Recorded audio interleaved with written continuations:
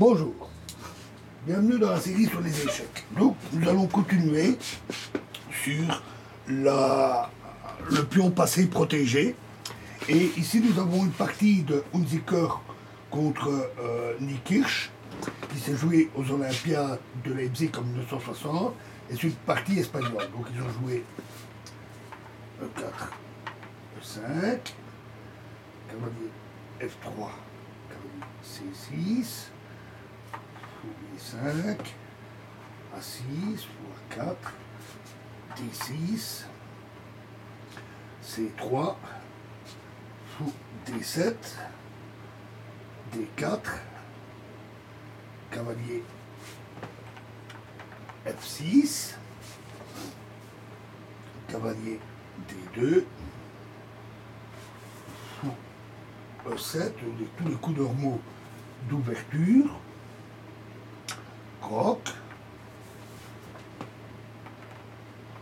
roc,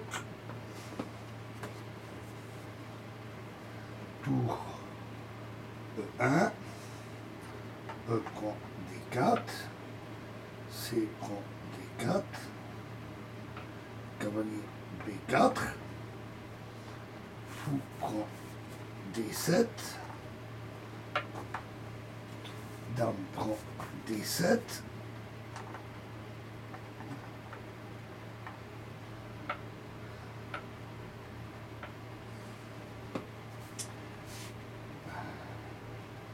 cavalier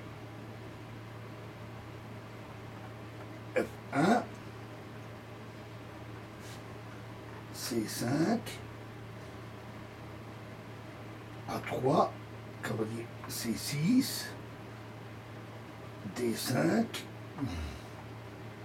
cavalier E5, cavalier prend E5, D prend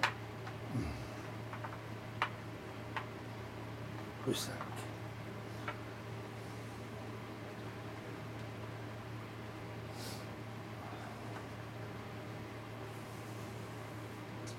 Et cavalier G3. Donc ainsi, dans cette variante un peu particulière, les blancs ont obtenu un pion passé, protégé, mais leur avantage n'est pas du tout encore un fait acquis. Les noirs peuvent bloquer le pion D5 avec une pièce légère et mobiliser leur majorité à l'aile dame. À part le coup G3, le coup E3 peut aussi se jouer, à quoi les noirs doivent réagir avec précision pour ne pas se retrouver en désavantage. Par exemple, cavalier E8 serait assez mauvais, par contre cavalier prend E4 permet aux noirs de se défendre. Fou D6, mais ça, ce n'est pas très bon. Donc c'est probablement une erreur. C'est une faute qui n'est pas voyante, mais elle est néanmoins assez grave. Les noirs auraient dû décider plus tard s'il fallait bloquer le pion avec le fou ou le cavalier. Pour se préserver ce choix, les noirs ont deux possibilités qui sont plus fortes que le coup du texte. Le premier était de jouer cavalier E8, et après F4, c'est de jouer fou D6, ou alors si cavalier F5, alors cavalier D6.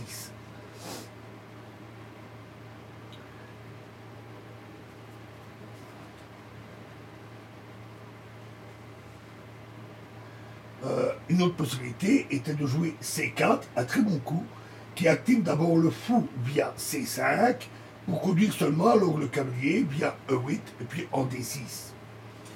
Mais ici, les noirs ont fait ce choix et les blancs peuvent profiter pour choisir la variante qui convient le mieux à cette possibilité.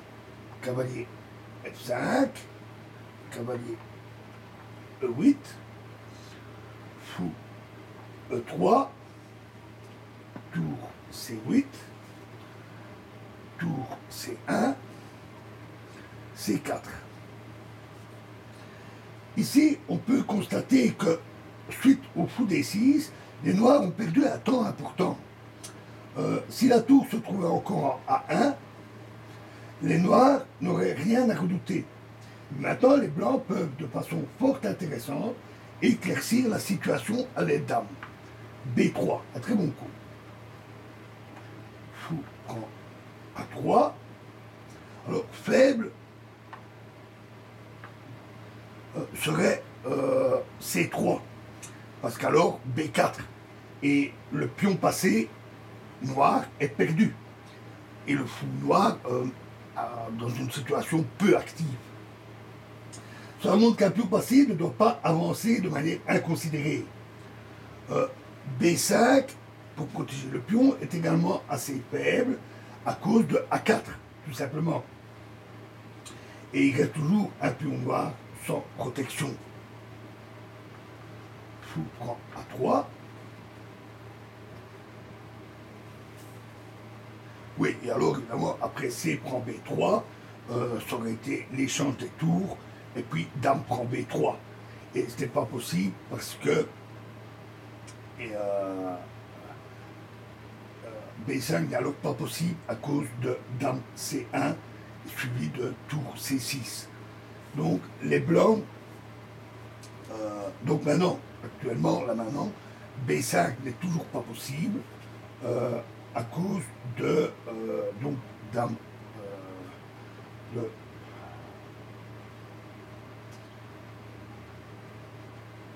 de Tour C6. Oui, à cause de simplement l'échange de pions. Excusez-moi.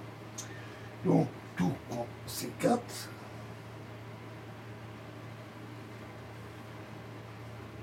Tour prend A3.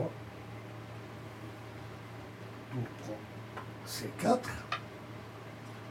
Alors, tour prend C4, B prend C4 serait fou d'un point de vue positionnel. Les noirs ont certes un pion passé éloigné, le pion A, mais il court néanmoins une perte certaine. Les blancs par Dame B3 suivi de tour B1, éventuellement accompagné de C5, peuvent exercer une pression décisive le long de la colonne D. Donc cavalier D6, cavalier prend D6, fou prend D6, Dame C2, tour E8.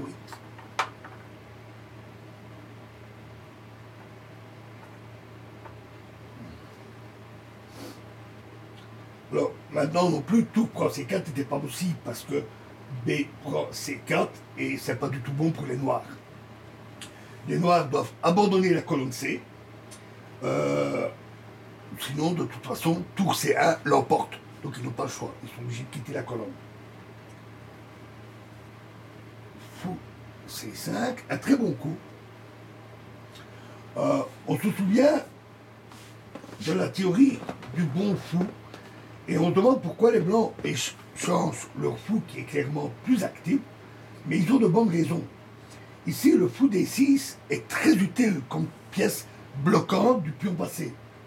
Mais après son échange, le pion D5 ne peut plus être bloqué que de façon fort peu intéressante par la dame ou par une tour.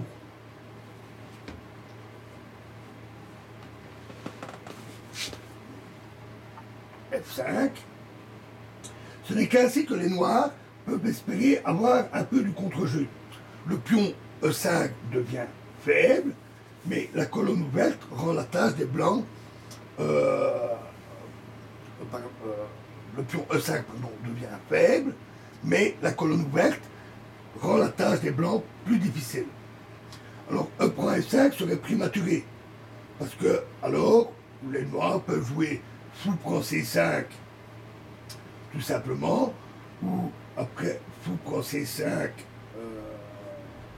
donc comment fou prend C5, tout prend C5, ils peuvent jouer Dame prend F5 avec l'échange des dames et la voie et l'égalité, ou alors simplement B6 après Dame prend D5. Puis de Dame prend D5. Donc F3, F prend E4, F prend E4,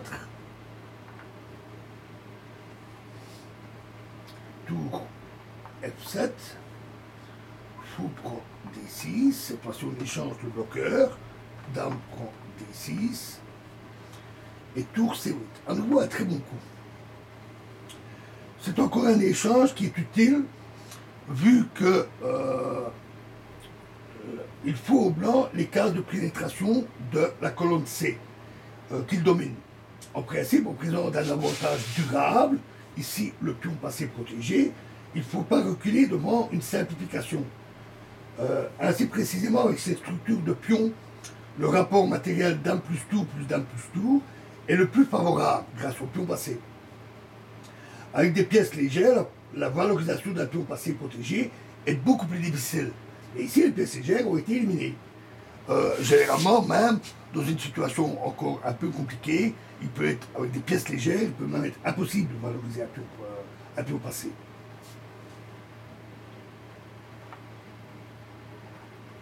F8, tour prend F8, échec, tour prend F8.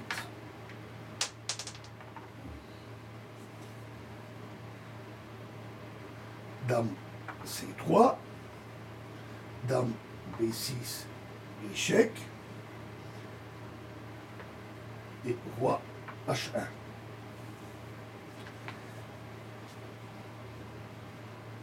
Alors, ici, les Noirs ont joué dame F2. Alors, il y a une menace de mat. Mais c'est telle menace de mat est évidemment assez attirante. Mais ici, elle est assez mauvaise parce que passive. Elle ne peut pas aboutir. Le pion D5 aurait dû être gardé. Les Noirs devraient attendre toute activité accélérant la défaite. Après dame D6, les Blancs auraient probablement joué H3, puis après H6, ils auraient joué tour C1, etc. Et ils auraient considéré un net avantage de position, mais la valorisation de cet avantage resterait très difficile.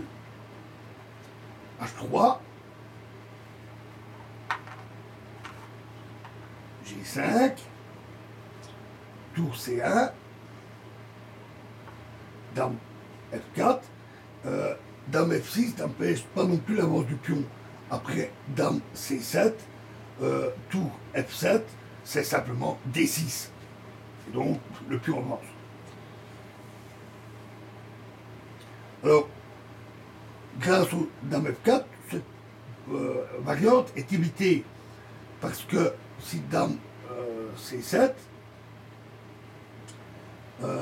tour F7, D6, alors tour prend C7, D prend C7, et la tour C1 serait attaquée.